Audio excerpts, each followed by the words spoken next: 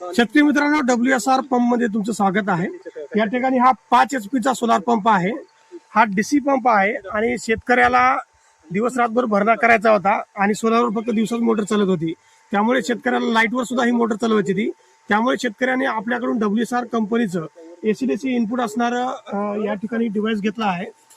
आता या ठिकाणी तुम्ही बघू शकता हे AC/DC डिव्हाइस आहे। या ठिकाणी या दोन MCB बघितल्या आपण, तर 3 पोल जी MCB आहे तिथे आपण लाईटचं कनेक्शन दिलं आहे आणि त्यानंतर इथे 2 पोलची जी MCB आहे इथे सोलारचं कनेक्शन दिलं आहे। त्यानंतर इथे एक चेंज ओव्हर आहे, आपल्याला ही मोटर लाईटवर चालवायची की सोलारवर चालवायची हे आपल्याला चेंज करता येईल आणि खाली एक ऑन ऑफचं बटन आहे। अशा पद्धतीचा हा एक डिव्हाइस आहे।